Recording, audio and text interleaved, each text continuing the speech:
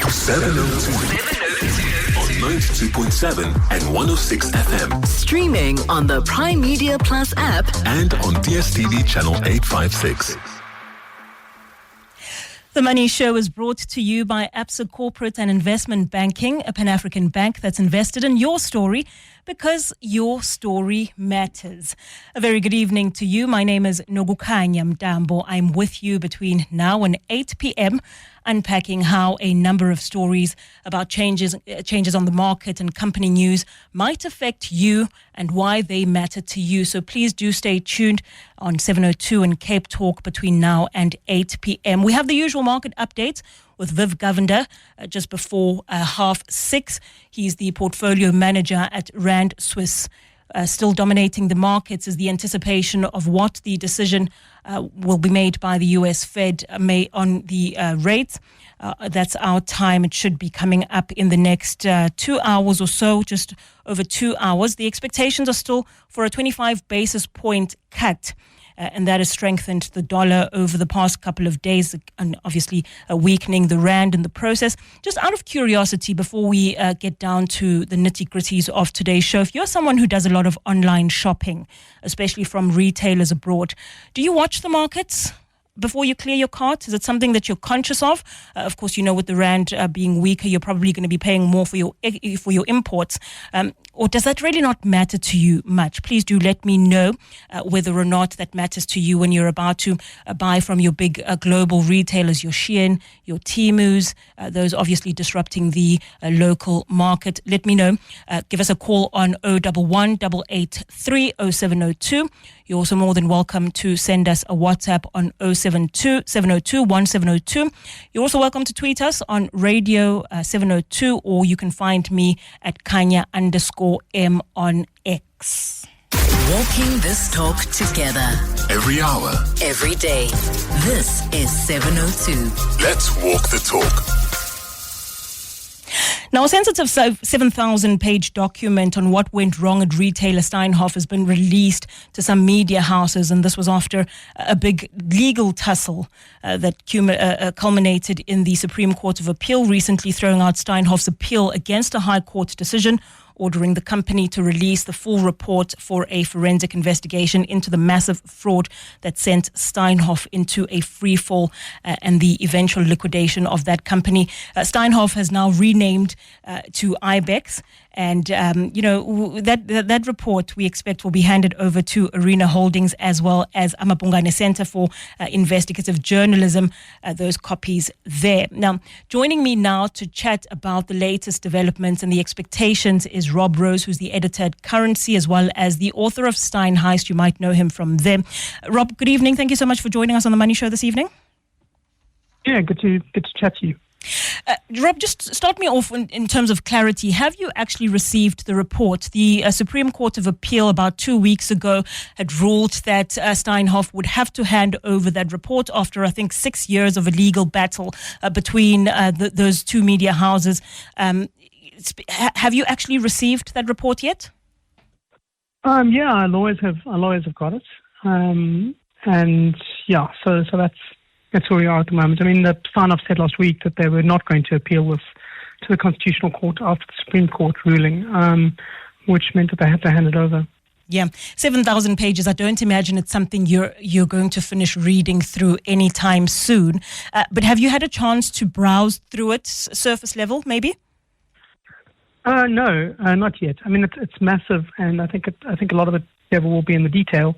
You know, we do have the overview, which came out many years ago, but that was 11 pages, which didn't really detail what happened. So I think that there'll be a lot of annexes, there'll be a lot of emails that'll be of interest, and I think it'll kind of detail the chain of command through which many of the fraudulent activities happened. Yeah, that 11-page summary overview of the actual report came out back in 2019. You've obviously seen a copy of that. Just for the sake of jogging our memory, what was the summary report? What exactly did it find before we, speak about the expectations of the actual report? Sure. Well, I mean, essentially what this said is at the time Steinhoff had said that there was accounting irregularities in December 2017. That was the day that Marcus Jooste resigned. So there was a sense that there was something deeply flawed at Steinhoff, but there was no real sense of how bad it was. Investigators from PwC then spent a year looking through it and interviewing 300 people, and eventually came out with this finding that there had been, 106 billion rand of fictitious and or fraudulent transactions in the company over the course of more than a decade.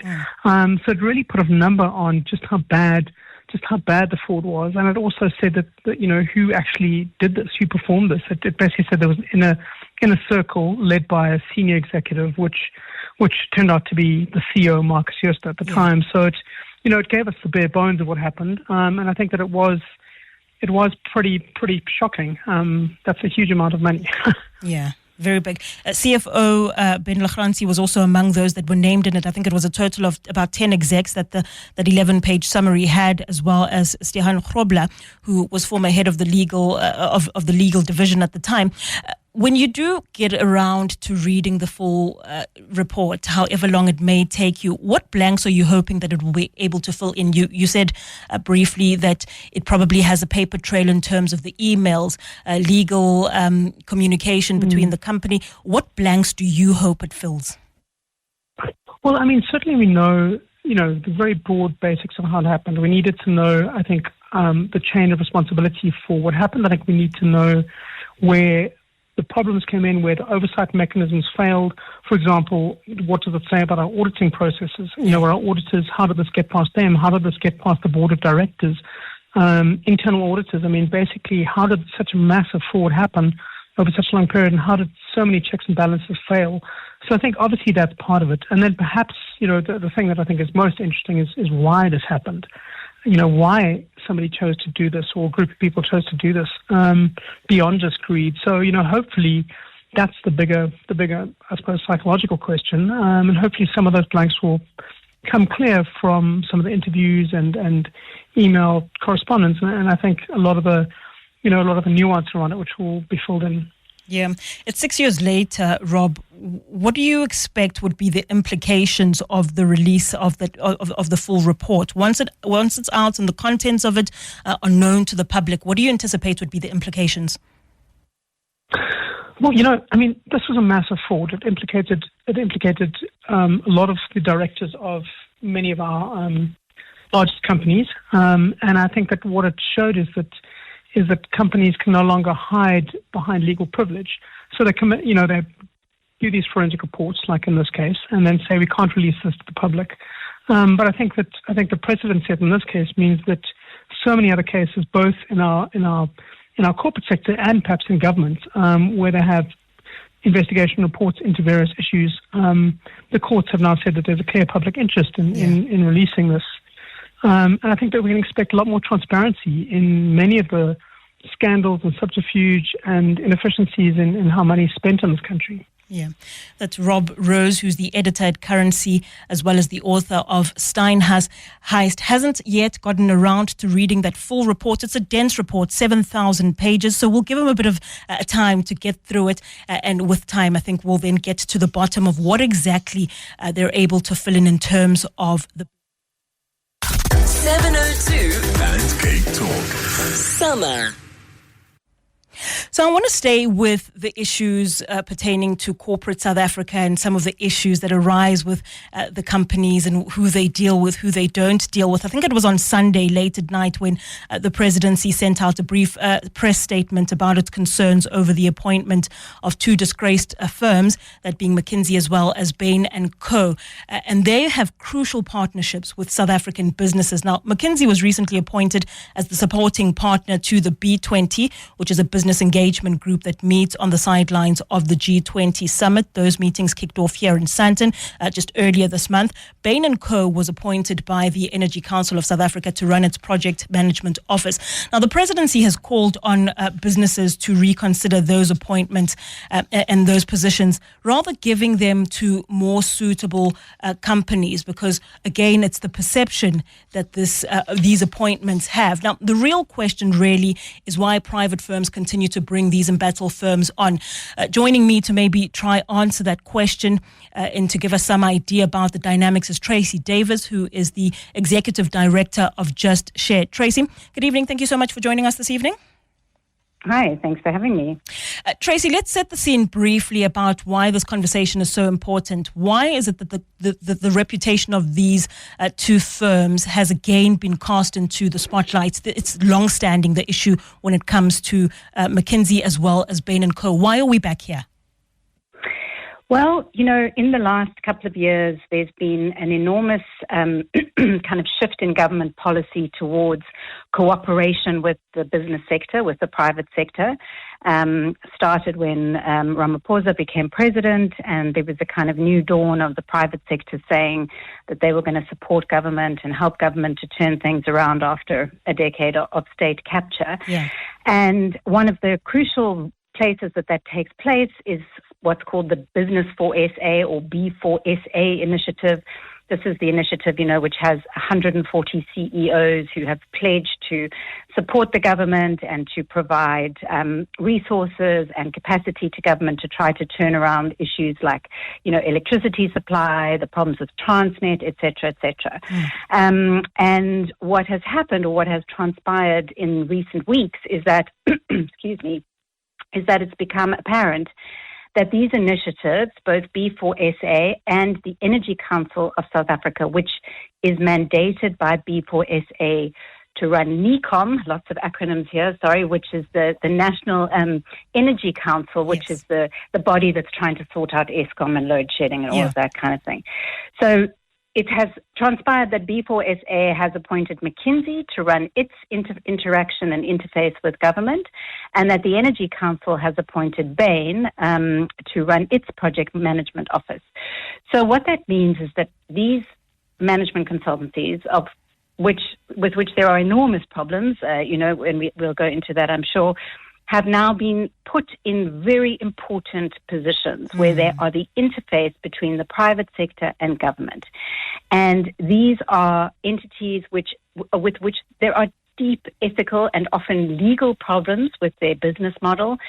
Both McKinsey and Bain have been found to have been very deeply involved in state capture and the corruption that happened during state capture. As you mentioned, McKinsey's just been fined an enormous amount, or just agreed to pay an enormous fine in America for its criminal involvement in state capture at Eskom and Transnet. Bain is actually banned from state contracts until 2032. Yeah. So one just really wonders what was going through the minds of these business leaders when they appointed these consultancies to run these offices. Did they not see the ethical problems? And furthermore, why do they need them? Why is it necessary to appoint them? These are enormous businesses with huge capacity, hundreds of thousands of employees. Yeah. Why do they need to bring in outsiders to run these offices? Tracy, tell me, would it be fair then to assume with these two firms coming back into the fold that we clearly haven't learned anything from the likes of state capture and all these other corruption scandals that we've had in the country? We're clearly not learning anything from it. Yeah, I mean, it really does strike me as extraordinary that when, each of these initiatives has many, many members which are part of them, right? The Energy Council of South Africa has been set up by a whole swathe of big fossil fuel companies. It has many members amongst the banks and, the big financial institutions. B4SA, as I said, constituted by the CEOs of 140 businesses. One really has to ask oneself when these entities put themselves out in the public eye as being all about the good of South Africa and high ethics and a change from the past, why does it not occur to any of them that there's a problem with appointing these extremely compromised organizations to run these interactions? It's almost as if we've forgotten that, people have forgotten what state capture was. State capture was the capture of government by business. By the corporate sector, not all the corporate sector, of course, but a pretty large swathe of the corporate sector was involved in state capture. Yeah. And so, to assume now that just because a bunch of CEOs have said, we're here for the good of South Africa, to assume that there will be no vested interests, no ethical problems, etc., is really quite short-sighted and silly. And furthermore, quite unproductive, because if you think about Bain, for example, I have it on good authority that people at SARS, people at Treasury don't want to deal with Bain. They don't want to deal with them. They still mistrust them so deeply after what happened before. And so you're effectively, you're appointing people to run interactions with government when those government entities don't want to deal with those consultants. So what are you doing here? Who's thinking about the long-term ramifications of these things? And one does wonder if, is this just a publicity stunt? The business sector says, look at us, we're on board, we're going to help South Africa get through all these problems. And then they just appoint a bunch of outsiders and walk away. Yeah. That's really what it looks like, Yeah. So it's not just the ethical concerns, it's also the practical concerns. Why does business take on this mammoth task if it can't execute it, if it has to bring in these outsiders of whom there is enormous, absolutely justifiable, enormous mistrust throughout the public sector? Yeah, that's Tracy Davis, who's the Executive Director of Just Share, leaving us with a couple of questions. And if you're able to maybe give some insight, maybe answer some of those questions, why are we seeing business leaders being a part of perhaps some of the impunity that we're seeing when it comes to corporate South Africa? You're more than welcome to give us your take on that. 011-883-0702 is the number to dial, or 072-702-1702 if you want to send us a WhatsApp. The Money Show. The markets. We're going to head on to the markets, take a look at what's been moving the ticker this afternoon. We've got Viv Govender on the line, who's the portfolio manager at Rand Swiss, to give us a wrap of the day and what the markets have been looking like. Viv, good afternoon. Thank you so much for joining us. Thanks for having me.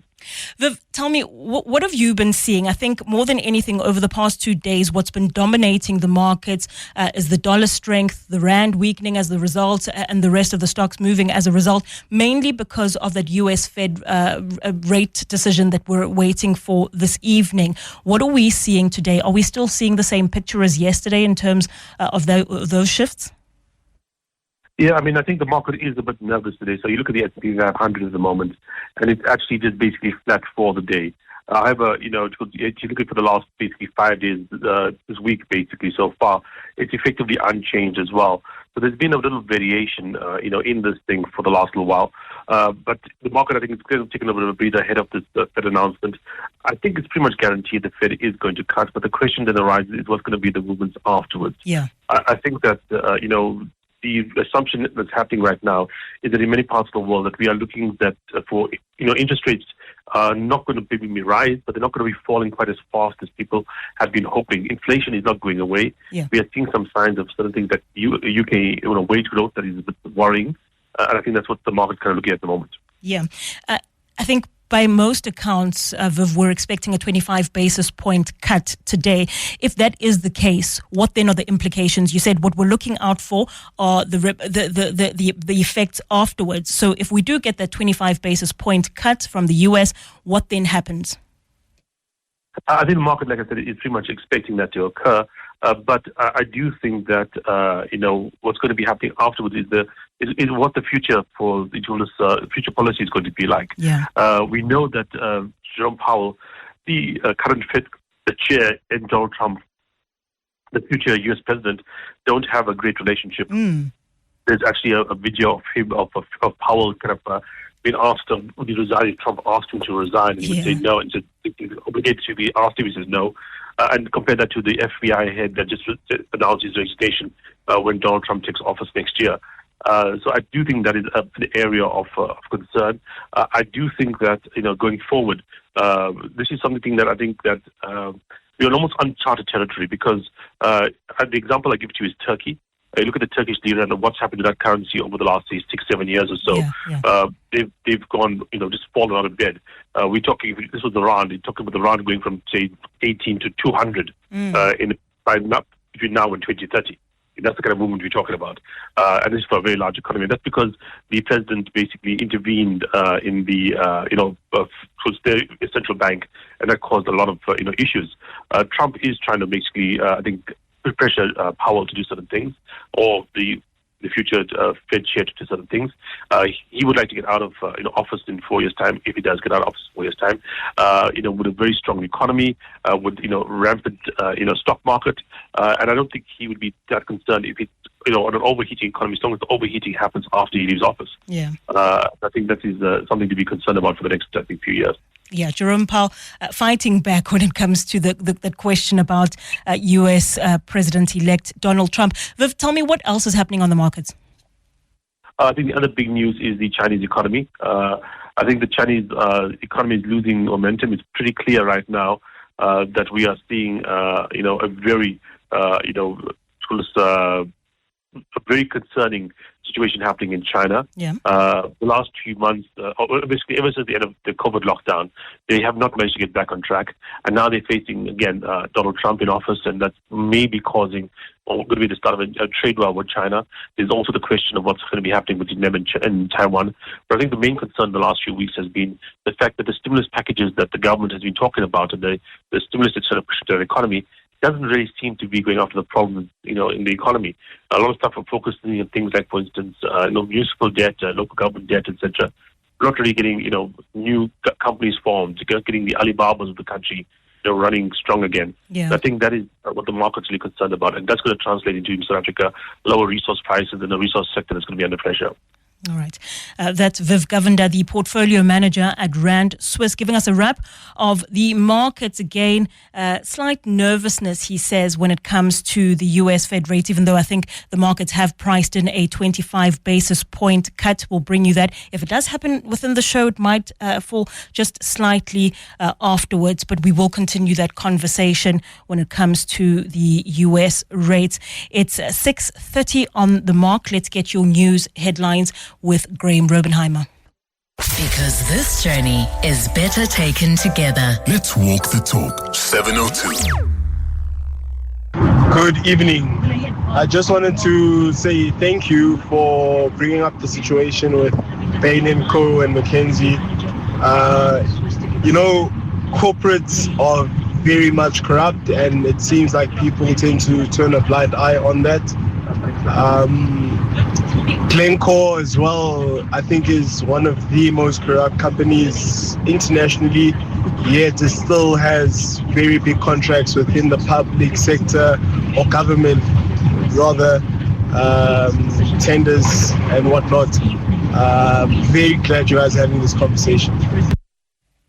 That's a voice note from Mpilo Zulu. Mpilo, thank you so much. In case you're just tuning in now, Mpilo's just commenting on a conversation that we had earlier with Tracy David, who's the executive director of Just Share, where we were speaking about the reputation of corporate South Africa, especially when we see corporate giants making it back into the fold, even with damaged reputations, the likes of McKinsey, the likes of Bain & Co. Bilo mentioned Glencore there as well. And it again raises the question about what this means for our reputation and whether or not it hurts confidence when we see these giants playing such a pivotal role when it comes to South African businesses. If you do have an opinion as well on that, again, the number to dial is 011 883 0702. On WhatsApp, it's 072 702 1702. 702 and Cape Talk. Lives online on primemediaplus.com. Now, the most recent South African unemployment rate in the third quarter of 2024 puts unemployment at a staggering 32.1%. We arguably have one of the highest unemployment rates in the entire world. And that's nearly a third of the South African working population, right? And the situation for the youth is even more dire. 45.5% of the youth are unemployed under the age of 35 who should be working but are in fact struggling to get jobs. Now, these levels of unemployment lead to bigger issues within society, bigger social ills such as higher levels of crime. They've been associated with substance abuse as well as actions and attitudes that are not optimistic for a better tomorrow. And that dire statistic being the common knowledge, tragically, it's public knowledge. We've got Bhavanesh Pabu from the IDC. He's the program manager there for partnership programs, joining me now in studio to unpack some of these issues and what can be done about it. Bhavanesh, thank you so much for joining us. Good evening to you. Evening to you and your listeners. Thanks for having me. Is it fair to say that the crisis of unemployment needs a multi-pronged approach? It can't just be left to government alone to deal with. In fact, government has often told us that it alone can't provide jobs. What it can do is provide an environment where jobs are, where corporate or private businesses are able to create the jobs. Speak to me about the multi-pronged approach that we require to deal with the crisis of unemployment in the country. Yeah, no, I think certainly. I think, if we just leave this to government alone or to the market alone, I think, we are dealing with an issue which is so deeply structural that we require different partners and different types of ideas to come to the fore in order to address this. It's far too large of an issue for any one sector of society to handle. Yeah. And far large of a challenge just for, us to place it entirely on government. It requires what we call a whole of society approach in essence, where government, civil society, business and so forth are getting together to address it. What would be civil society's role in dealing with this crisis? So we've got a program at present called the Social Employment Fund, in which we work with a whole host of civil society partners. Yeah. And they are in essence a nice bridge between government and the business sector. Civil society can get to places where government can't get, perhaps for reasons of funding. There might be mandate issues and so forth. And civil society gets to sectors where business can't get to, because there's no profit motive to get to certain sectors and address certain problems. Yeah. So it's this kind of missing middle that civil society nicely tackles, where there are issues which are very, very knotty, and there's not enough of a business incentive to tackle, but at the same time it needs tackling. And that's in essence where we see civil society play a really fantastic role. Does everybody come to the table? We mentioned just now the private sector, public as well. Civil society you just spoke about. Does everybody come to the table? It's not easy, but we found within our fund, the Social Employment Fund, that we've crowded in 2,400 partners into this program. So we directly work with 35 civil society organizations. Yeah. And via the design of the program, which allows for effective partnerships to be brought in, they've crowded in 2,400 additional partners. And those partners largely are smaller NGOs, maybe churches, small groups, civic organizations, but they also include quite nicely a number of businesses, small business, big business, along with other state entities, whether it's at a regional or a national level. So we're finding that it takes time, but if you design an effective program which allows for effective crowding in, where people feel that they can bring their best selves to the problem, then I think a lot of people will start taking part and voluntarily entering into partnerships to try and solve this problem. Yeah. You said that the Industrial Development Corporation has that social employment fund. What exactly is it, and what's the purpose? Sure. So the Social Employment Fund, or the SEF, it's a employment stimulus program. It's part of the wider presidential employment stimulus, which was started about 4 years ago, which has created over 1 million jobs. There are, I think, 11 to 13 different programs within the wider presidential employment stimulus, which was put in place as a response to mass job losses from COVID and so forth. The Social Employment Fund in itself is a way of doing two or three things. The first thing is creating employment, which matters for communities. That's why we call it social employment. The second thing is finding ways of getting young people engaged in work which is meaningful for themselves, work which is meaningful for communities, and allowing them to upskill and so forth. And I think finally, just to capacitate and allow for civil society, which is an important sector of our economy, to be further strengthened. Civil society, as I mentioned, provides a valuable service for our community and our democracy. Yeah. So via our program, this is helping to strengthen civil society. How are you able to measure how effective this program is? Yeah, it's an important question because there's huge amounts of money which have gone into this. So, this isn't a straightforward business transaction in which you can measure just ROI and, pull out a straight return. We measure impact on 3 levels in essence. The first level is we employ, so we're currently in our 3rd round of implementation. In each round, we meant to create at least 50,000 work opportunities for young people, predominantly for young people. So we measure at a first level, are these young individuals improving in life? Are they picking up good skills? What's happening to kind of their psychosocial makeup? Are they gaining in confidence? Are they are they feeling improved? Have an improved outlook on life? So at an individual level, that's the first way that we measure. The second kind of way that we measure is at a community level. These young people are being put in place to do work which matters for their communities. Yes. So whether it's addressing issues of food security, community health, access to education, and so forth, we try and measure at a community level whether those metrics are improving. So are more people getting access to education, health, and so forth? And then finally, at an organization level, are organizations, importantly the civil society organizations, whether they are big or whether they are small, are they themselves improving? Can they stand on their own feet? Yeah. Once they enter in our program and they've been there for a while, are they properly capacitated to remain as effective institutions within our democracy? Bhuvanesh, as we wrap, speak to me about how somebody who's sitting at home right now, unable to get a job, frustrated because the opportunities simply are not there, the skills maybe, opportunities not so much. How are they able to benefit from this, and what other alternatives are there for them? Look, it's a huge problem. Our program is multiple times oversubscribed. We have only so many spaces that we can take on. As I mentioned, that it's only 50,000 people that we put through each round for a year of work. Yeah. If someone is wanting to take part in this, we'd ask them to engage with any of our civil society partners, and this, they can be found on our website, idc.coza/SEF. You find them, they're located throughout the country. We've got sites located in 6,000 sites throughout the country.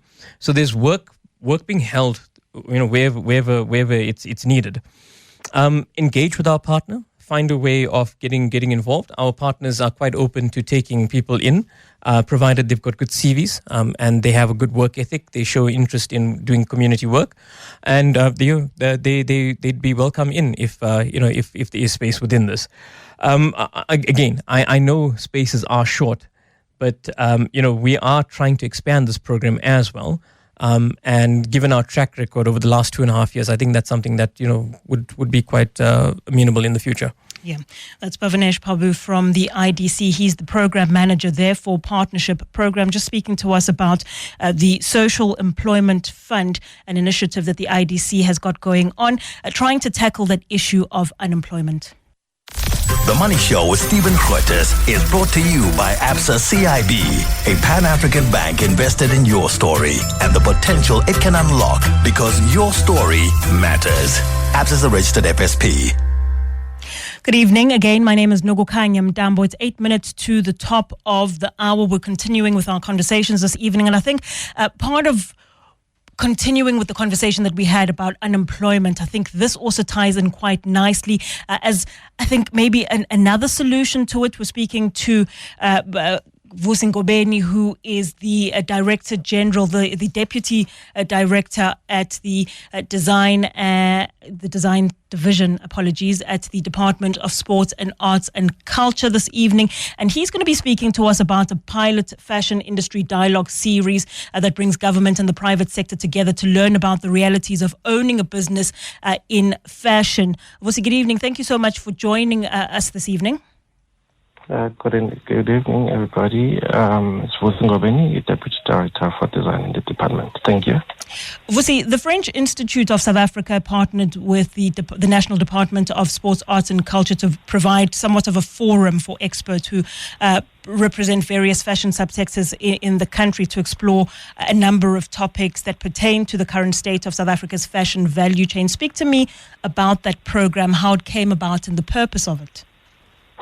I think basically it was the purpose was to come up with solutions. I think the department has been leading in the creative and cultural industry master plan, which seeks to make sure that we create wealth for the creative economy, we create quality jobs, and of course a sustainable and inclusive creative economy, and we make sure that the sector is transformed making sure that we contributing to innovation to shift into the digitalization of the 4IR. So basically, it was that we answered trying to come up with those. So most of it is mainly job creation and how we can then, of course, improve and make sure that the sector grows. Yeah, and what exactly does this program entail in meeting some of those goals? Well, I think on the day, I think the discussions, they came up with some kind of solutions. I wouldn't say solutions, but ideas. Yeah. I think most of the discussions were centered around, how because the IFRS brought in about 3 experts from France and who are specializing in manufacturing, sustainability, innovation, and textile, which of course they shared with some of the South African designers and specialists in textile. So, he brought together, a number of dignitaries who are specialists in their own field and who are making the sector grow. Are you able to tell us what some of those insights were that were shared during that dialogue? Yes, of course. I think on top of my mind now, I think, we talked about a lot in terms of sustainability, which is, something that is, I think, currently in South Africa, it's still a complex problem, but it has a different aspect in Europe and us here in Southern Africa. And a lot has been done, although it does seem that by lack of consensus around sustainability means, so that it's just not about manufacturing textiles, but also labor practices. Current research shows that consumers are more likely to make decisions based on their values rather than the material aspects of the products, like functionality, which is encouraging because it means there is a proven demand such as in the higher LSM. Producers and designers who create products for these markets should take note. So yes, and I think another one, it was basically market readiness. I think we shared a lot with that. But I think there's a discussion that I had with one of the, manufacturers who mentioned in terms of how is the county in 2027 have taken a policy to say that, one should be able to track on what is it that they are wearing. So you'll be able to scan on the QR code or whatever that you're going to put in the bag, and you'll be able to know and see where does this come from where it started to the last stage. Yeah. But Vusi, tell me, how do we go about making sure that this dialogue and the master plan that we've got doesn't end up just being talk shop, and that the implementation of it actually yields results for the industry in South Africa, and that people are actually able to benefit from it? How do we ensure that there's implementation at the end of the day?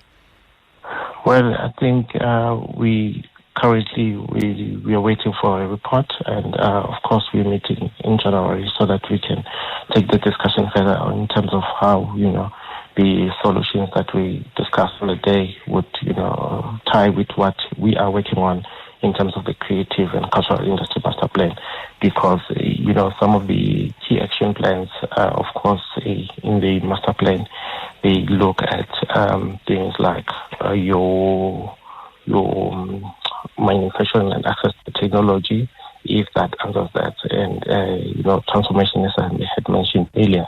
Yeah. So we look at also effective and efficient IP rights management in the document. So of course, he speaks to those action plans. Of course, discussions will be taken further, because we're trying to make sure that we make sure that we answer to those action plans that we have dated in the department. Just out of curiosity, and just in wrapping, and very briefly, but Vusi, does this series and this forum address some of the issues that the value chain faces? I think the South African fashion industry is largely undervalued, particularly because of some of the big global players hitting manufacturing domestically quite hard. Does it address some of those issues as well? Of course. Because the feedback was quite positive, and I think most of the designers were like, can we please do this, say, every 6 months so that we can check ourselves, like to tick box, conversations to say, where are we now? What are we doing? I think it was positive for us, and thank you to IFAS for supporting this, because mainly it was funded by them who, they came to the department and informed that we want to do this kind of thing, and we, of course, it was agreed. But yeah, I think, feedback was just positive from the sector. Yeah, that's Vusi Ngobeni, who's the Deputy Director at Design at the Department of Sports, Arts and Culture, just speaking to us about a program with the French Institute of South Africa, as well as the National Department of Sports, Arts and Culture, trying to bring more conversations and find solutions to some of the issues faced by the fashion industry here in South Africa. If you are part of the fashion industry, please get in touch with us and let us know what some of the challenges you're facing. And if you think a forum of the sort is able to address some of those issues, again, that number is 011-883 0702 is the number to dial, 072-702-1702 on WhatsApp, and let us know what some of your challenges are and what you think still needs to be done within the industry so that the domestic industry isn't undershot by the global players. At 7 o'clock, let's get your latest in Eyewitness News. 702 on 92.7 and 106 FM. Streaming on the Prime Media Plus app And on DSTV channel 856. The Money Show is brought to you by Absa Corporate and Investment Banking, a Pan-African bank that's invested in your story because your story matters. And we continue telling your stories this evening on 702 and Cape Talk at 7 minutes after 7. My name is Nogokanya Mdambo. This is The Money Show. My next guest right now is Graham Codrington, and he's known as a scenario planner as well as someone who looks at future trends. But with just days left in 2024, what we actually asked him to do is look back at the year and pretty much sum up the big themes of the 12 months and what they mean for 2025 as well. And I think he is joining us now on Graham. Graham, you're on Zoom this evening. Good evening. How are you? Yes, I'm fantastic. Thank you very much. Definitely in December mood. And thank you very much, Nokukanya. It was great to sort of just reflect at the end of a year of thinking about business unusual stories on some of the interesting trends of 2024, which I think we're going to see more of in 2025. Graham, what you've done is you have signaled three big things, right, that indicate that people want some sort of change and when it comes to geopolitics. What are those big three themes that you've seen throughout the year? Yeah, I sent this list through because actually, to be honest with you, it's difficult to do a year in review. I mean, what a year it's been. Yeah. And I think there's one actually big theme coming through, and I think I can illustrate that big theme in three different ways. I think the big theme is that people are angry. And I mean, that's quite a powerful word, but I think all around the world, angry people are making their voices heard. So, first example, nearly 70 countries, I think it's 68 to be precise, had elections this past year. It was the biggest democratic election year in human history. More than 2.5 billion people were registered to vote in those 68 countries. And in almost every single one, it felt as if the electorate had said to the incumbent government, we want change. And I almost want to slam my fist on the desk to indicate the level of change that people wanted. Yeah. And I think voters were expressing a deep desire for wholesale change. Interestingly, from my perspective at least, it almost feels as if some of that change is at any cost. So they're not voting necessarily for people they like or people they think are nice or good. They're just voting for who's the most likely politician to blow the current system up and bring us wholesale change. We'll sort out the bits and pieces later, but for now, give us change. Yeah. And I think South Africa was part of that story as well. Okay, so let's start there then. Let's start right at home. When it comes to South Africa, we saw the ANC losing grip of parliamentary power, something I think that they've been warned of for quite some time. Whether they took that warning seriously or not is a different story altogether. But when South Africans voted on the 29th of May, stunner when it came to those results.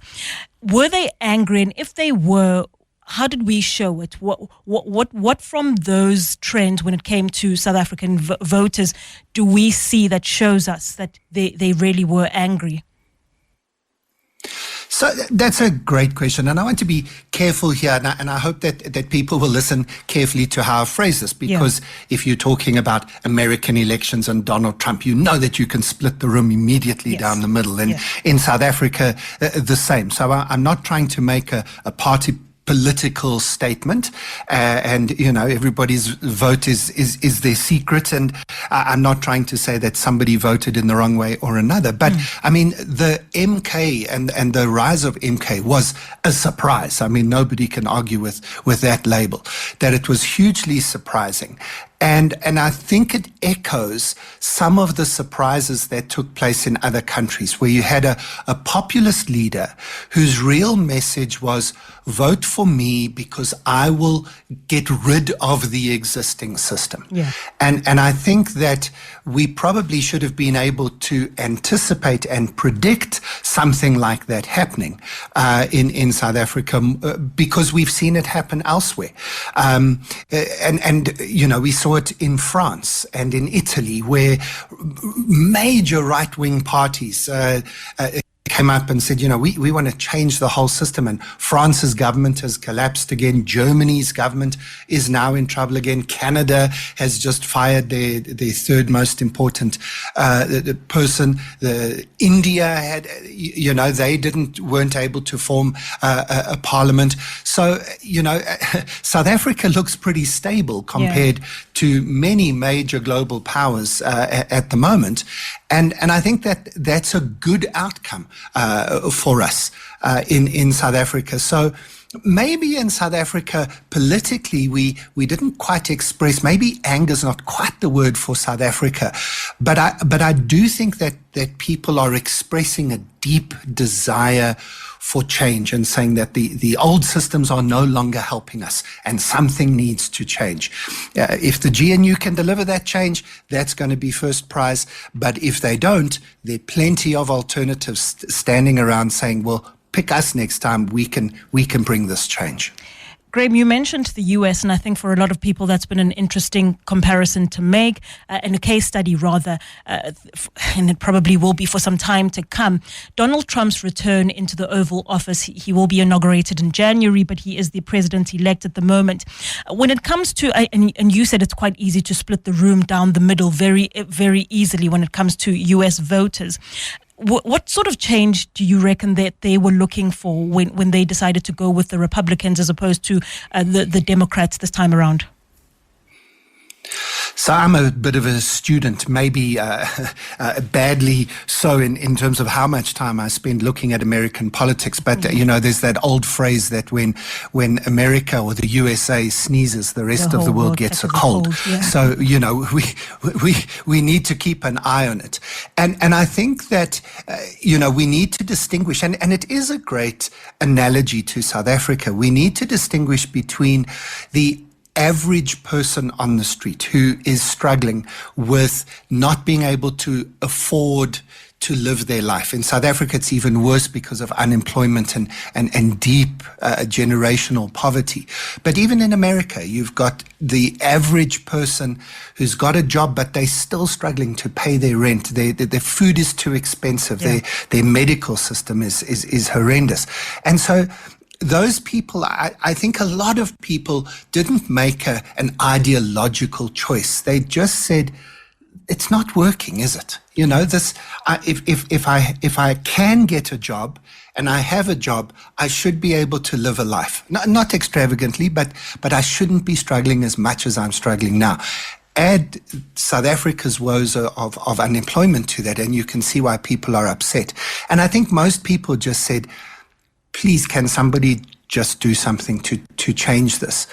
I do think that there are some people who voted specifically for Donald Trump because they see this powerful personality that is promising to bring change and is identifying I don't agree with his analysis, but he's identifying reasons why things are not working and promising to fix them. Now, is he going to fix them? I doubt it personally. But you know what? It is what it is now. And I like with the GNU in South Africa, I wish them every success in changing the system so that we can build a better life for all. Yeah. That's going to be the best solution for everybody. Let's hope they can do it. If they don't, and this is why I wanted to raise this political issue, if the politicians around the world, in lots of countries around the world, don't begin to show signs of improvement in our real life experience, the anger is just going to grow. And there's not much more anger needed before things get quite desperate. They are, in fact, already getting quite desperate, Graham. Speak to me about what we saw happening in the US. I think it was probably 2 weeks ago at this point, where we saw some of that anger being directed to businesses and political leaders, particularly when it came to the United Health CEO being assassinated. Speak to me about instances where it is getting desperate and we see it playing out in drastic manners like that.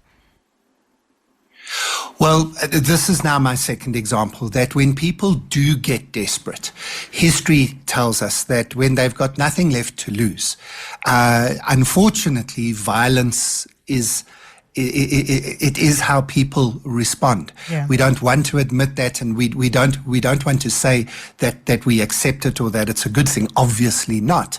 But, in South Korea, you have the president in South Korea who's looks like he's trying to cover up some fraud involving his wife and a few friends, and he then decides he's going to call the military on it. And the country responds.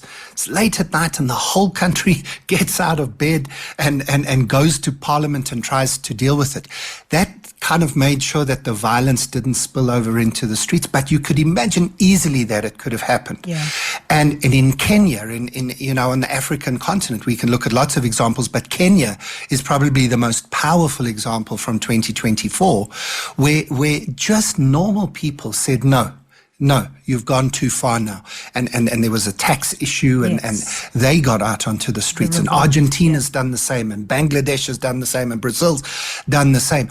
And then if you can target an individual, if you can target the senior leader in a business, if you can target a politician, you can understand why people would do it. I'm not saying it's right. I'm not saying he should have done it. And we don't want to live in a world with vigilante justice. But I think it's just another example of what happens when people get desperate. Yeah. If desperate's a better word than angry, then that's a good label. But desperate people do desperate things.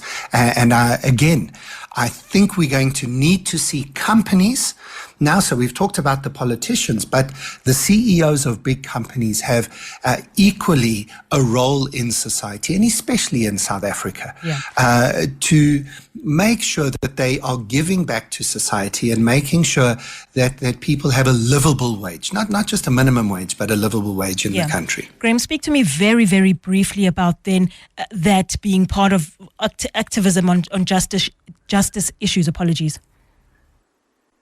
Well, Nokokanya, I think all of this just flows, that people are looking around them and saying, you know what, the weather's gone crazy, that we don't have water in Johannesburg for a few days. And we see then that there are corporate and political leaders living the high life. We know that some of them have been corrupt, and we just say this is not good enough. And so angry people want change, and you don't have to be a futurist to know that history tells us that when enough of the working class get angry enough, then they demand that change happens. I hope that as South Africa, I think there's good news for us, that we're beginning to find ways to really solve some of the big problems in our country. And if we all work together to do that, I think we can avoid some of this desperate anger. That's my hope for 2025. All right. That's Graham Codrington, who is a scenario planner, futurist and planner and partner at Tomorrow Today, speaking to us about some of the expectations for 2025 based on 2024. The Money Show. Consumer Ninja.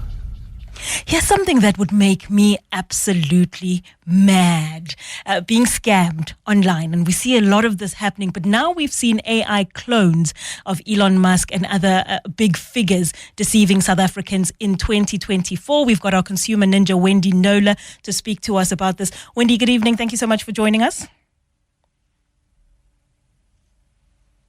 Have we got Wendy to speak to us? You have. There we go. Hi, Wendy. How are you? Good, and you? Nice to be with you this evening. Lovely to be with you as well. Wendy, speak to me about this. What are we seeing when it comes to AI and the clones? I mean, we've long expected that we would see AI quickly turn against us. I didn't think it would be this soon, but here we are now with the issue of AI being counterproductive. We've got the AI clones of Elon Musk, for example, and other figures. I think I've seen one of our president, Cyril Ramaphosa, going around once or twice. Why is this an issue? What are we seeing when it comes to that front? Okay, so for those of us who are tech savvy, it's quite easy to spot that those deepfake videos are a bit off. The lip sync is not 100%. In most cases, the accent is not quite, because we have quite a difficult accent to crack. Yeah. The video quality is often dodgy. But those people who are not tech savvy will easily fall for them. So they're getting better all the time. And right now, even though they're not, perfect, thank goodness, they are good enough to fool a lot of people. And scores of South Africans have been tricked into investing in these ill-advised schemes, out-and-out scams by AI manipulated deepfake videos. Elon Musk is the number one deepfake in South Africa, but there have been others. Johan Rupert, they've I'm trying to think of the other one, but there've been a few, right? Yeah. So, and I'm getting the emails of course. from people who've fallen for them, and then the question becomes: do we need then to worry? Because often when I tell people, sign up for your bank and your cell phone provider's biometrics, because they're putting another layer of security there. And if you're not, taking advantage of it, then you're making yourself vulnerable. And they say, oh, no, I don't want to do that because, anyway, it's going to steal that information. And also it doesn't matter because artificial intelligence is going to be able to, fake it anyway and get through. And so that's a very important question, I think, for all of us. Shall I start with one of the case studies, though, so we can understand what these deepfakes can lead to? Absolutely. So a welcome man emailed me the last couple of weeks about his mother and her elderly partner that fell for the deepfake. He wrote, it started with a deepfake of Elon Musk urging people to invest in Bitcoin and earn 30,000 Rand a day after investing just 4,500 Rand. Crazy. So this man, elderly man, he paid 4,500 Rand, which he was told was an educational session on Bitcoin investments. So now you get, when you respond, and now you saying hello, yes to an engagement, right? So that session quickly escalated into false assurances of exorbitant monthly returns as high as 1 million Rand. Now, because common sense should tell you that this is, highly unlikely. Yeah. Wendy, you would think that's the case, but I mean, when we have more and more people falling for it, I mean, I don't know how many emails you get, but I imagine you get quite a few of them where this happens. How were they able to get into his account? Do you know? That was my first question, because I thought, so you're in this session and the next minute they are accessing your account. Yeah. How did that happen? So this was the really sad part. The scammers convinced the couple to install AnyDesk software under the guise of setting up a Bitcoin wallet. So they don't know what AnyDesk is. It probably wasn't called that. It was just like, I'm selling you this thing. Click on that. Okay, read me the code. Okay, I'm in. And now they're controlling the device and they manipulated them into sharing their online banking credentials, calling them other Bitcoin words, right? They don't say, give me your one-time PIN. They then also installed the same remote software on their smartphones. With AnyDesk, it's like you lose control. They completely, as if they are holding your phone. Yeah. So now they have control of the couple's computers and phones, and they conducted a small test transaction of 1,000 rand to verify that they could bypass the bank's two-factor authentication via those intercepted one-time pins, which they got off the phone. And then they just drained the couple's bank accounts. They emptied their savings. They maxed out their credit cards. And they didn't get support from the authorities or the bank because, they let the thieves in unwittingly, the fraudsters. Yeah. And now they are destitute. They are in the process of selling their house. Can you actually cope with the thought of that? Absolutely not. It's so bad. Wendy, can we put any blame on the banks in this particular situation? Because you willingly gave them the information, obviously under false pretenses, but can we put blame on the banks? No, unfortunately not. Because, as I say, you gave the banks refer to it as giving the keys to the safe to the fraudster. And there's multiple warnings about this sort of thing, about clicking on links and whatever. And so if it went to the banking ombudsman, for example, if the bank couldn't find any liability on the bank's part, they would rule on the side of the bank and say you're not liable. Yeah. So that's the unfortunate thing. So that Musk video portrayed as him being interviewed by an SABC journalist is obviously fake. And as News 24's Jan Conrea pointed out in a story published on that platform today, in reality, of course, if you sort of let your common sense take over, Musk would almost certainly not deign to speak to a mainstream news media outlet in South Africa. If he wants to make announcements, he's got 200 million followers on his X platform. And it's always about, I know this and I'm now spilling the bees on how you can become millionaires overnight. As Jan Rupert, same thing, deep fakes of. Patrice Motsepe, same thing, deep fake of. All that, I shouldn't, but I'm letting slip this, Yeah. And a study by Sensity, a company that detects deep fakes, said that this year Musk was by far the most commonly used figure in fake adverts to sell bogus investments. Before we run out of time, so you might think, okay, so now this deep fake stuff can be used to mimic voices, our voice, video. So where does that leave us with our biometrics? Can they then use that to get into our accounts? Do we have to go back to meeting bank managers face to face? Oh, how I would dread it. No, when I suggested that to ABSA's chief fraud strategist, Ulrich van Rensburg, it was an emphatic no. Yeah. He said all banks are and will continue to constantly evolve their security capabilities to stay ahead of the fraudsters. He says our bank app is not vulnerable to deep fakes. And we pen tested it. That means they do a simulated cyber attack on a computer system to evaluate its security. Currently, the biometrics technology which banks use is voice, and not voice, is voice. And going forward, there will be video. But he said voice can't be fooled and bypassed by A1 generated fakes. And anyway, they have a fraud warranty as backup. Yeah. He says on your banking app, whatever bank you're with, that's not where the vulnerability lies. It's when customers, like in our case study, fall for a deep fake message on other platforms which don't have deep fake security layers, and then they interact with those people, take their advice, believing them to be genuine, and let these strangers have access to their bank accounts. Yeah. So, and you also have that other case where you'll get a video and it's from your CEO. It's not your CEO, but asking you to make a payment. That's rife. So what to do? We're running out of time. Just quickly, I spoke to Mani van Skalkwyk as well. He's the CEO of the South African Fraud Protection Service. He said he 100% agreed with what Ulrich had to say. He also said for these deep fake calls, videos that you might get of family members or associates needing help, especially with your family, have a safe word. So if it sounds like your son, but you're not 100%, he's asking you to make a weird payment, ask for the safe word. Yeah. And it could be whatever. Don't make it your dog's name, whatever. So have that discussion with your family now. And let your intuition we've got biometrics, we've got intuition. So if something feels off, sounds off, stop, take a breath, and evaluate it. End the call and check it out with a real organization. Yeah, it is probably off. Absolutely. Probably a fraud.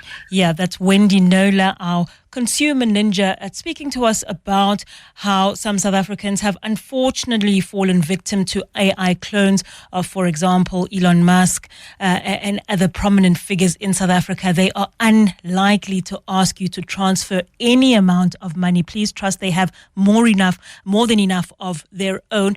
But if you are able to share some of your stories, if you've fallen victim to some of these scams, or you've got other advice perhaps about how we can avoid these scams, please feel free to share them with us. 011 883 0702 072 on WhatsApp 072 702 1702.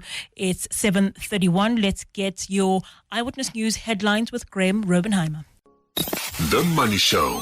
Shapeshifters. It's 24 minutes to 8 p.m. You're still tuned into The Money Show. My name is Nogukanya Mdambo. We're gearing up towards the end of the show, but I've got a rather pleasant surprise, I guess, a funny surprise for you this evening. We've got leading South African comedian David Gao, whose name has become synonymous with many firsts. At just 32 years old, the Kroonstad-born comic began his career as the first stand-up comedian back in 1998 at the Steinhoff Comedy Festival in Cape Town. At the time, he was the only black person on stage out of 44 black comics. And for the next few years, David was a headliner in his International Comedy Festival. In 98, David, who then began his studies in electrical engineering before dropping out, then pursued, the arts. He was a performer, pursued the Performer's Diploma in Speech and Drama, performed at the Rainbow Nation Tour as his first one-man show. He really needs no introduction at all. But before we get him there, right, I want you to listen to this, just to jog your memory about who I'm talking about when I say David Gao. Tell me if this sounds familiar. So whatever you do, don't ask a politician a question. You can ask a politician the easiest question in the world. Mr. Minister, what is the time? Well, thank you very much, David, for asking that question. I'm glad you asked that question. A very, very valid question. You may recall, it was in 1994 when we procured the watch.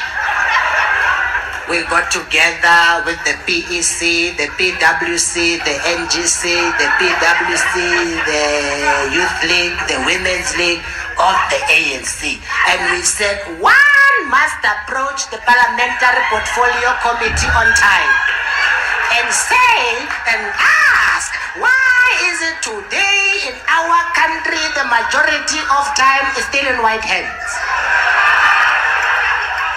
That is why our black people are late for comedy shows, they're late for tombstone unveilings, they're late for slaughtering, because our black people are not yet in control of their time.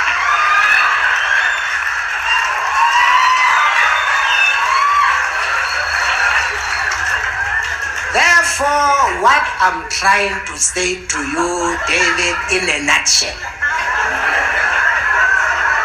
is that just because the long arm of the watch is facing 12 and the short arm is facing 3, it doesn't necessarily mean it's 3 o'clock. It is merely a suggestion. You guys are awesome. My name is David. I had to take you back to your roots. David, you're joining me on the line. A very good evening to you. Welcome to The Money Show. Hi, how are you? I'm well, thank you. How are you? I'm fine. Why are you not resting? Why are you working? I'm trying to make the sort of money that you have. I'm trying to get to your level. David, I played a clip what as happened to pre-records? What happened to pre-records? There's no time. There's no time for that. There's no time for that. We wanted real. You must play music and leave this thing on autopilot, David, please. How's This is not my way here. I need you to focus. I played you an intro, a clip as an intro. Do you remember that, David? It was a clip from a couple of years ago. Do you remember that, David? Oh yeah, definitely. So it kind of went viral, that little bit, the one you're playing. Yeah. So it shows up now and then, it pops up now and then. There was a time David Makura sent it to me. The politician David Makura. When he was still the premier, yeah, he sent it back to me. So it's gone around. It's Ian Khama once showed it to me on his phone. Were you wrong? Do you think you were wrong, or does that still hold? What you said in the clip? No, I mean, politicians are politicians, and they've got a job to do. I think as soon as we all understand they are working as much as we are working, then we can kind of all get along and take nothing personal. They're human beings. They're normal human beings, like we all are, like most people. But they have that tune in, that on-off switch of going into this mode where we're just like, is this really happening? So I think that joke it's one of those moments when they do go into those moments and come up with these things. Yeah. And they're totally different people in real life. I've been lucky enough at least to meet most of them, or to even spend time with them outside of watching them or just looking at them and watching them be politicians. David, a lot of your comedy was very politically conscious, sometimes even crossing the line, and you know it, right? Some of the jokes that you write, very questionable here and there, often described as politically incorrect. Was that intentional when you first started out in comedy? Were you conscious of the fact that there were a number of political issues, social ills that needed to be addressed, and you intentionally worked those into your jokes? Was that the concept? So for me, the point is always people have to laugh. So I can't just make a point or come and bore people like I'm doing a TED Talk or something. Yeah. So if there's a setup or a basis for a funny joke with a political event or situation, then I'll go and look or work out a joke in there. But not the other way around. So I wouldn't say now I must say something about EFF and MK because it's in the news or because everyone's leaving EFF going to MK. Yeah. So I wouldn't get on stage and just start fetching and, talking and hoping people are going to find something funny about what I'm saying. But if there is something that I find, then I'll go out my way and I'll bring the situation. But there's always a base. So before I tell a joke about the president spent 43 million rands on security upgrades, and then my joke is that one of your wives tried to kill you, but that was in the newspaper. That was the front page of a Sunday Times. Yeah. So it's not something that I'm making up from nowhere. So there's already been a story that one of the wives tried to poison you, and then there's a story that there was 243 million rand spent on security upgrades, and then I'm like, so your wife tried to kill you, what happened? Jungle Oats, 30 rand, tried to kill me with 30 rand, so it's the basis is kind of there, and it's publicly known. So it's, for me, it's always either something that's already in the public vicinity, and then I see what we can find or what I can at least find and make fun of in that situation. Or I just stick to my life, what's really happening and what's actually happening in my life. Yeah. So there's always a bit of factual, whether setup or, in some of the material, which is why I don't call it jokes per se. I call it material. Because that's what we do. We try and come up with material. I think jokes can be Googled, can be told from one person to the other. Some jokes you don't even know the origins. And I think that's what keeps a comedian or makes a comedian and what keeps comedian around for as long as most of them or some of them have been around. I'll come back, There's that David, originality about them. Yeah, I'll come back to longevity, right? Because you've been in the game for quite some time. But I want to go back to the early 90s when you first started out your career. You came in at a time where obviously South Africa was transitioning into democracy. And just as I mentioned in my intro, you were you were actually the only black man on a stage of 44 comedians at your first show. What do you remember about that moment and what you thought it would mean for you and your future in the industry? So that was my third year at the University of Cape Town drama school. And to graduate, we had to write and perform a one-man show. So I didn't have a choice. So again, I was in a situation where if you don't come up with a 60-minute show or performance or a play, you're going to fail. You're going to fail your third year. You're not going to graduate. So I ended up writing this. At the time, the title was The Rainbow Nation Tour, which was me taking people around the tour in South Africa, which starts on a plane, and then the plane crashes into a squatter camp, and then it flies over Mandela's birthday party, I think 80th party at the time. Then I do an impersonation of Mandela, Bishop Tutu, Mangosuthu Buthelezi. And then it flies again to Market Theatre, where there's a black poet, and that's where I did the Mzwake Mbuli impersonation. And then eventually this flight of mine in this tour. And this is all me playing all characters. So I was acting, I was in drama school at the time.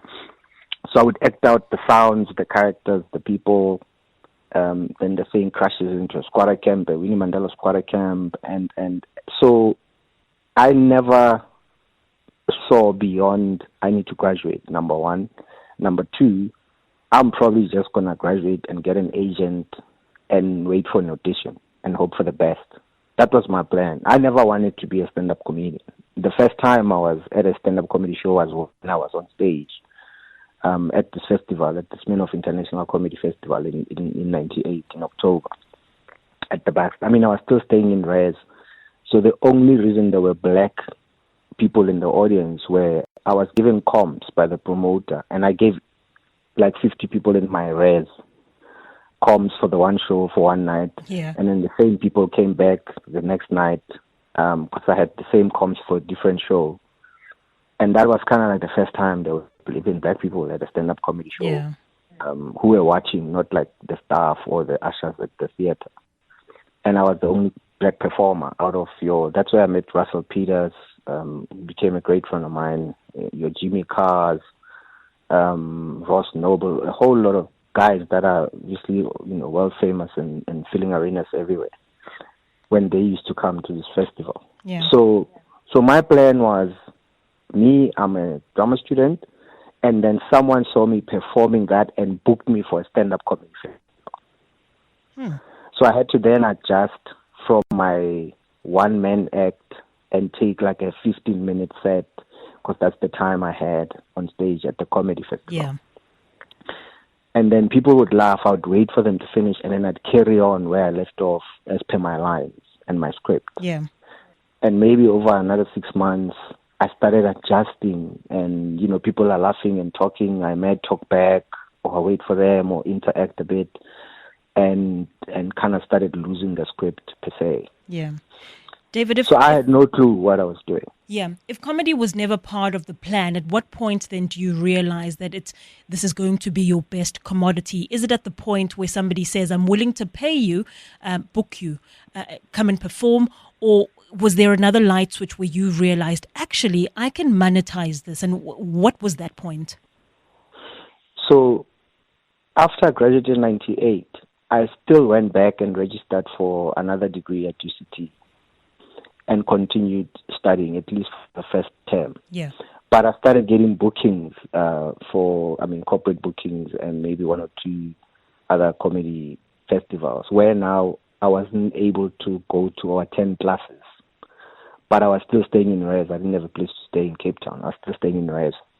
So I still stayed in res, but I stopped attending lectures around March 99. Because I was busy, I was traveling and I was doing other gigs, and then I moved out eventually in July. Yeah. So, and then I headlined that same festival where I started out in 98. I headlined that festival in 99, and then there was the Joburg leg, the Cape Town leg, and then I kind of headlined for the next couple of years. So by that time, I mean, all I was doing was either stand-up comedy. I was, working 15, 20 minutes a night. You go to a comedy festival for 3 weeks, staying in a 5-star hotel, sponsored car. Yeah. But all you're working is 15 minutes a night. And that kind of was becoming my life. Yeah. Moved to Joburg eventually in 2000, started working with Fat Joe on his TV show on ETV, and then on the radio show on YFM. And eventually we, as much as myself and Kagiso Ledikga we came up with the Pure Mnati show in 1995, 97 when we were still at UCT. Yeah. But we still had no idea would become stand-up comedians. So we wanted to make movies and TV shows, but we had no clue we'd first become stand-up comics. But we did have dreams of, we want to make movies and we writing down ideas, because, we met like 30 years ago, myself and Kagiso. So by the time we were in UCT, we inspired by In Living Color, a bit of Saturday Night Live. That's when we came up with the Pure Mnati show, which took 6 years before it was on air in 2003. So then the stand-up comedy, for me at least, took over my life completely. That market has completely changed, David, since back then. I think even late night TV is not the same as what it was back when we had the Pure Mnati show. A lot has changed since then. Do you think there's still a market for it, though, in South Africa? For those that are still trying to come up, at least? Oh, no. That's why people would say, I think stand-up comedy, besides prostitution, may be the second longest existing profession, Yeah. And the thing about it, which I learned again with COVID, as long as there's people and you can talk, or the comedian has a voice or can talk, you almost don't even need a mic per se, or a fancy venue or lights. But as long as people can listen, that's why you've got, when we grew up, Bumakwara in the townships where people sit in a corner and are making fun of each other. Yeah. So as long as there are people that are willing to listen and someone who can talk and make them laugh, stand-up comedy will be around forever. And obviously through COVID, then there was the online stuff and people doing Zooms or shows on Zoom, which I refused to do, lost a lot of money. Yeah. But for me, it was not stand-up. So I could sit with your team and come up with something that I will perform for you guys. Yeah. But I wasn't going to do my stand-up comedy routine over a laptop when people are probably breastfeeding or in the toilet and their cameras are off and nobody really cared. The company's paying, that's what people were doing during COVID. So I totally avoided at least changing what traditionally stand-up comedy is to me. Yeah.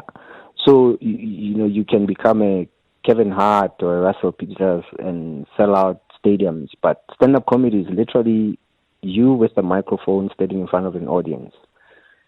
We can add other things. You can do sketches on TikToks and Facebooks, and you can have the Saturday Night Lives. You can have the TV shows and the late night shows. Yeah.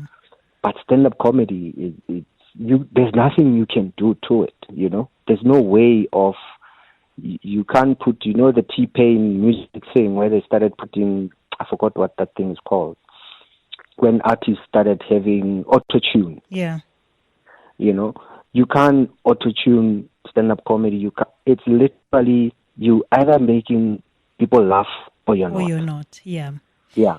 If you're just joining us here on 702 and Cape Talk, we've got comedian and businessman David Gao just speaking to us about his journey, the life and times, as well as how he managed to monetize on comedy. We'll continue this conversation with him in a short bit where we get some of his best and worst lessons that he got from business. But let's take a quick breather for now. You're still tuned in to The Money Show. I have David Gao on the line with me, comedian and businessman. We're going to take it up to the top of the hour. David, just very briefly, speak to me about some of the toughest business lessons that you learned and some of the best business lessons that you've learned that really keep you sustaining this business. So, first of all, I believe the industry could be bigger which is why then I kind of picked up, other comedians, or created, if you want to even call it that. If I thought you were funny, I'd take you from nowhere and turn you into another name or a household name in the industry. If people are trying to book me, I'd say, no, there's this other one you must see. Book them, or I'll come with them at the show. Don't worry, I'll pay them. You don't worry about it. So the business really, more than anything, the lessons were, if you were to tithe at church 10% of your salary, or do charity work and give away 10% of your money, I overdid it. I probably gave away 60-70% of my money, or at least used it to help other comedians or artists, or make movies with other comedians and put up shows that even if they were losing money, I was putting the money and I wasn't getting it back. So just a small business lesson, but I don't regret them at all.